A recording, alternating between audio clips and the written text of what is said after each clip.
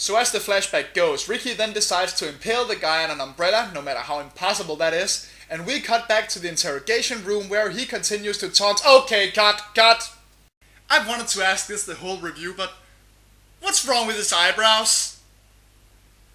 Look at those things wiggle! They're like angry little terriers that bounce when they bark. I keep expecting them to jump out of the screen and bite my face off.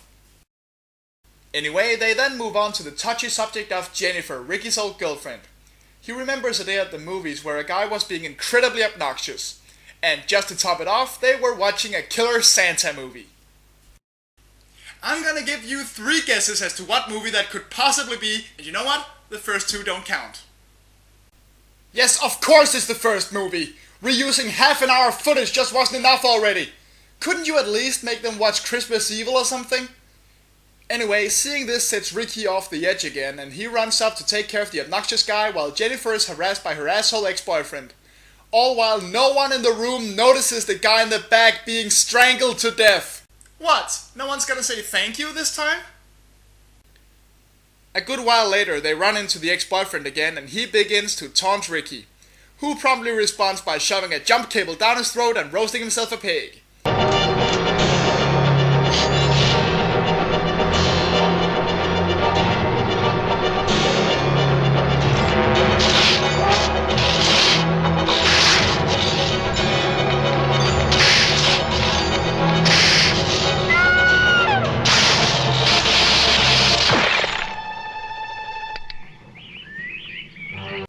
This, however, sort of upsets Jennifer.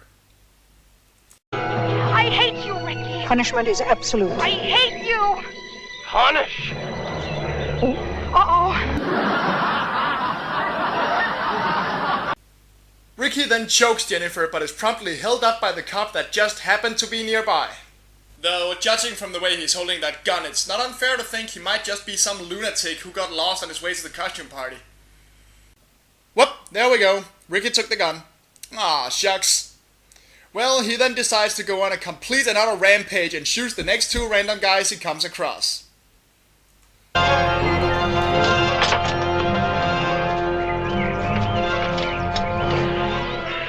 Garbage day! Huh? No! Excuse me? Garbage day! Is he trying to be witty? Is that their attempt at a one-liner? Holy crap, that's terrible. That's not witty. Yes, there's a trash can on the street. Well observed, man. This is their best attempt at a one-liner. I'm just imagining him doing this thing with any other menial task he happens to come across. Transformers on amnesia. Huh? Laundry day! For no good reason, he then decides to shoot at a car driving towards him, which immediately turns over and explodes like it's auditioning for a trauma movie.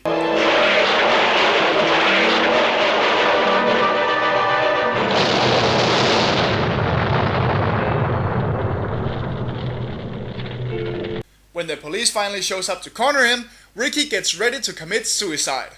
Fool! Don't do it! Don't kill yourself!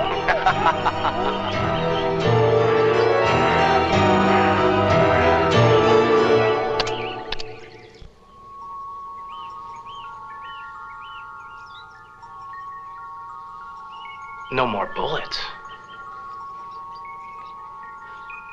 Young and stupid. What? He ran out of bullets? Now that can't be right. Let's take a look at that again.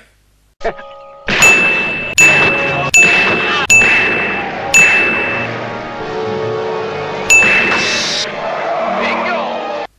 You mean to tell me that in thousands of big-budget productions with skilled scriptwriters, any action hero like, say, Arnold, can just fire away without ever reloading a weapon, and the one movie to get the amount of shots in a fucking 6-shooter right is Silent Night, Deadly Night 2? Oh my... I think my mind just exploded. So after the only bit in the movie that is actually even remotely intelligent, we realize that he has killed the doctor while telling his story and is now escaping. Which means that the actual sequel will finally begin and give us some Christmas related shocks with 10 minutes of movie left to go. Nice job! He then steals a Santa suit and sets out to kill Mother Superior, who we see has had a stroke and is now retired, living alone and has gotten her face all messed up. Which I'm sure has nothing to do with the fact that they replaced the actress. Well, he goes to her house and then none just happens to live in number 666, oh just shoot me, and hacks away at the door with his axe.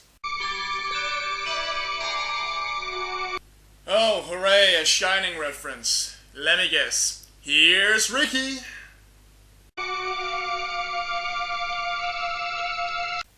Oh, no? You're just gonna open the door and walk in? Oh, okay. Huh. I guess he and Chucky just never watched The Shining.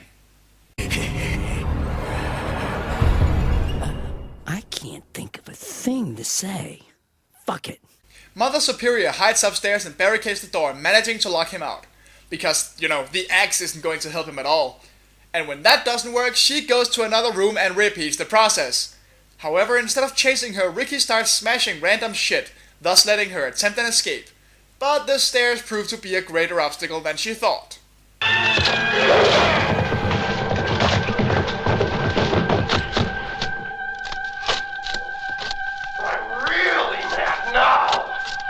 As opposed to before when I was just minorly irritated with you. Mother Superior gets away in another wheelchair that just happened to be standing at the bottom of the stairs and fetches a knife in the kitchen to face him. But now he has hidden himself. But I am not afraid of you. You are weak, just like your brother. And like your brother, you must be punished. Yes, ladies and gentlemen, the 1,000-year-old woman in the wheelchair is actually openly taunting this 7-foot-tall guy with the axe. She might as well be carrying a neon sign that says, "Kill me now." You are being very, very naughty. Naughty this! They're just one step away from calling each other poopy head and booga brain. When the police finally arrives, they find Mother Superior sitting alone in her bedroom and realizes that she is dead. Ricky gets ready to attack, but is promptly gone straight to shit and sent flying through the window. But of course, we can't let this end without a final shock.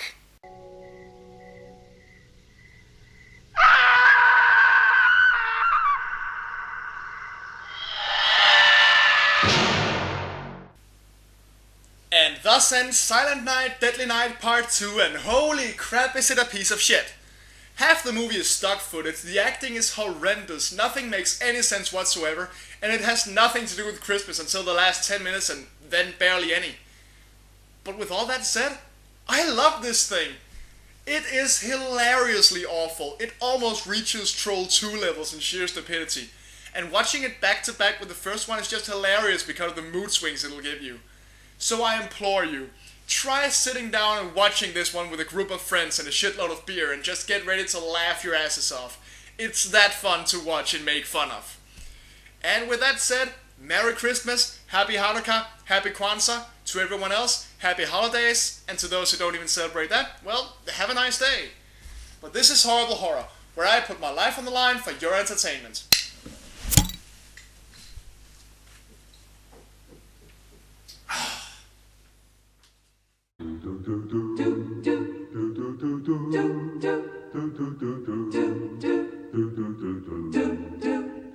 Santa's watching, Santa's creeping. Now you're nodding, now you're sleeping. Were you good for Mom and Dad? Santa knows if you've been bad. There might be a treat for you in Santa's bag of toys, but Christmas won't be fun and games for naughty girls and